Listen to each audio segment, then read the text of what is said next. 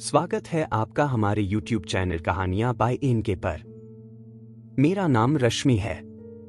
मेरी शादी एक बहुत अच्छे घर में हुई थी। मेरे पति तो लाखों में एक थे। मैं अपने आप को बहुत भाग्यशाली मानती थी कि मुझे ऐसा पति मिला है। मुझे बहुत प्यार करते थे। हमारा एक लड़का और लड़की है। हमारी शादी को करीब 16 साल हो गए थे। हर खुशी मुझे उन्होंने दी। मैं भगवान से अपने लिए इससे अच्छा पति नहीं मांग सकती थी। मेरी लड़की 14 साल की है और लड़का 10 साल का है। पति का कारोबार भी बहुत अच्छा चल रहा है। हमारी कपड़े की दुकान है जिससे अच्छी खासी कमाई हो जाती है। मुझे जीवन से कोई शिकायत नहीं थी। लेकिन फिर उसके वो हुआ जो मैंने सपने में भी नहीं सोचा था। मेरे पति एक दिन मुझसे कहते हैं कि उन्हें किसी से प्यार है और वो उससे शादी करना चाहते हैं। एक दिन अचानक ही यह बात उन्होंने मुझे बताई। शुरुआत में मुझे लगा कि वो मजाक कर रहे हैं, लेकिन फिर थोड़ी ही देर बाद मैं समझ गई थी कि वो सच बोल रहे हैं। वो मेरे पति है। कब सच बोल रहे हैं कब झूठ, इस बात का मुझे अच्छे से पता चल जाता है। लेकिन इतने दिनों तक मैं कैसे धोखा खाती रही। उनका शादी के बाद अफेयर चलता रहा और मुझे पता भी नहीं चला। या तो वो झूठ बोल रहे थे या बहुत चालाक थे जो इतने दिनों तक मुझसे छिपा सके। मेरे मन में यही सब चल ही रहा था कि वो बोले कि उन्हें तलाक चाहिए। शादी के 16 साल बाद उन्हें तलाक चाहिए। मैंने कहा कि आप पागल हो गए, क्या बोल रहे हैं, कैसा अफेयर, आप झूठ बोल रहे हैं।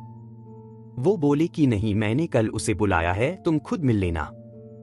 मैं चाहता हूं कि हम जिस तरह से रहे हैं उस तरफ अलग भी हो जाए। मुझे कोई तमाशा नहीं चाहिए। तुम्हारी और बच्चों की भी जिम्मेदारी मैं लूंगा, तुम उसकी चिंता मत करो। अब मेरा दिल बेचैन होने लगा था। मैं सोच रही थी कि यह सब जो यह बोल रहे हैं झूठ हो, लेकिन मन में शंका और डर आ गया था कि कहीं यह सब सच ना हो। उस रात मुझे अच्छे से नींद नहीं आई। सुबह होते ही मेरी नजर उन पर थी। फोन पर बात कर रहे थे। पूछ रहे थे कि कब आओगी। मैं तब भी सोच रही थी कि यह सब मजाक हो। कुछ देर बाद दरवाजे पर बेल बजी। वो दौड़कर दरवाजे पर गए और सच में एक लड़की दरवाजे पर खड़ी थी। वो अंदर आई। उस लड़की को मैंने पहले नहीं देखा था, लेकिन वो सुंदर थी। उसकी उम्र 26 साल की थी। मुझे इस बात का यकीन नहीं हुआ था। मेरे पति ने उसे मुझसे मिलाया, कहा कि यह दिव्या है। मैं अपने काम के सिलसिले में जब बाहर गया था तब मेरी मुलाकात इससे हुई और फिर हमें पता ही नहीं चला कि हम कब एक दूसरे से प्यार करने लगे। उसे देखकर मैं अपने कमरे में चली गई। 16 साल का विश्वास और प्यार इस तरह से टूटेगा मुझे पता नहीं था।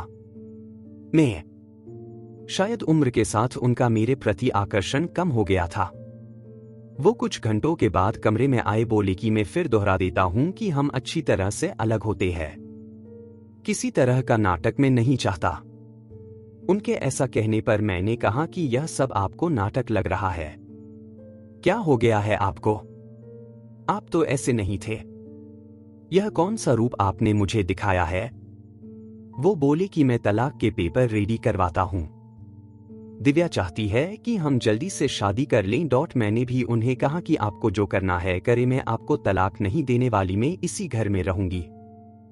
मैंने उन्हें अपना फैसला सुना दिया था, पर मुझे पता नहीं था कि वो कुछ इस तरह का करने वाले हैं। अगले दिन से वो रोज दिव्या को घर बुलाने लगे। मेरे बच्चे बड़े थे, अब सारी बातें समझने लगे थे। मुझसे तलाक के लिए वो इस हद तक जा सकते हैं, इसका मुझे पता नहीं था। घर में एक 14 साल की लड़की है। उन्हें बिल्कुल भी शर्म नहीं आ रही थी। बच्चों से बात करना भी उन्होंने बंद कर दिया था। बच्चे भी उनके पापा का यह रूप देखकर दुखी थे। एक दिन वो दिव्या के साथ हाल में बैठे थे। हमारी लड़की से उन्होंने पानी मंगवाया। पानी लेकर वो गई और गलती से पानी दिव्या के ऊपर गिर गया। मेरे पति ने उस दिन हद कर दी। वो दिव्या के लिए मेरी लड़की पर हाथ उठाने वाले थे। मैंने उन्हें यह करता देख लिया और वहीं से उन्हें जोर से कहा, यह क्या कर रहे हो, पागल हो गए हो? मैं जानती हूं तुम यह सब क्यों कर रहे हो तलाक के लिए। ठीक है, अब तुम इस हद तक जा रहे हो तो फिर मैं तुम्हें तलाक दे ही देती हूं। उसी समय मैंने अपना और बच्चों का सामान बांधा और अपने घर चली गई। जो अपनी पत्नी और बच्चों पर जान झिड़कता था, अब वो उन्हें देखना भी पसंद नहीं कर रहा है। मैं अपने घर थी। उनका फोन मुझे आया, कहा कि मैं तुम्हारी और बच्चों की जिम्मेदारी अभी भी उठाऊंगा, कुछ भी जरूरत हो तुम मुझे फोन कर सकती हो, मैं पैसे भिजवाता रहूंगा। मैंने कहा कि मुझे तुम्हारे पैसे की कोई जरूरत नहीं है, इसी के दम पर तुमने उस लड़की को इम्प्रेस किया है। मैं अपने बच्चों को संभाल सकती हूं। उम्र के इस पड़ाव पर आकर इतनी अच्छी लाइफ जीने के बाद मुझे फिर काम करना पड़ेगा, इसका मुझे अंदाजा नहीं था। जिंदगी कब आपको उठाकर पटक देती है, इसका आप अंदाजा भी नहीं लगा सकते। मुझे भी इतने सालों तक उनके साथ रहने के बाद कपड़े का अच्छा अनुभव हो चुका था, इसलिए मैंने भी अपने घर में कपड़े का काम शुरू करना चाहती थी। मैं उस इंसान के पैसे नहीं लेना चाहती थी। उनका फोन मुझे आता रहता, बोलते कि तुम मुझसे पैसे ले सकती हो, नया काम शुरू करना है तो भी मैं पैसे दे दूंगा। लेकिन मैं नहीं मानी। मैंने कहा कि आप हमारी नहीं, तलाक की चिंता करो। समय निकलता गया, मैंने अपने बलबूते पर थोड़ा कुछ शुरू किया, लेकिन हमारे घर वाले मुझे सपोर्ट कर रहे थे। कुछ समय के लिए उनका फोन आना बंद हो गया। मैंने इस बात पर ध्यान भी नहीं दिया, मैं अब उनसे बात भी नहीं करना चाहती थी।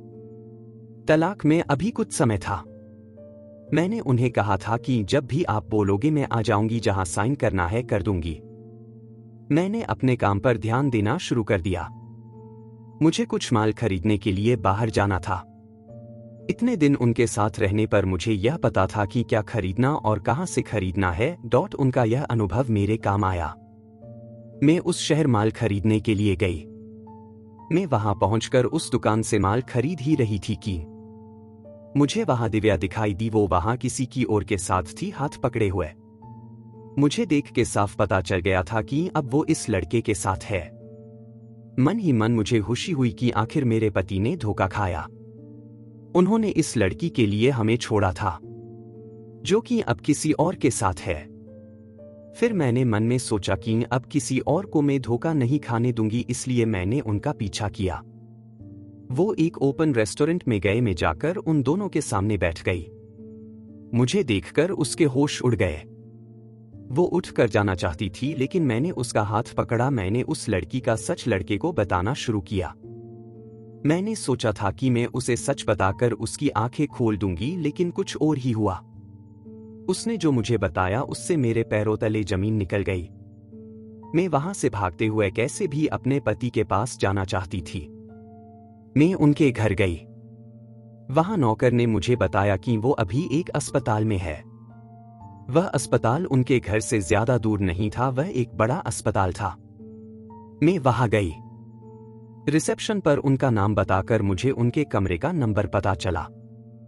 मैं कमरे में गई। वहां उनका दोस्त था। उन्होंने आंखें बंद कर रखी। मैंने उनके हाथ पर हाथ रखा तो उन्होंने आंखें खोली। मेरी आंखों से आंसू रुक नहीं रहे थे। मैंने कहा कि क्या जरूरत थी यह सब नाटक करने की?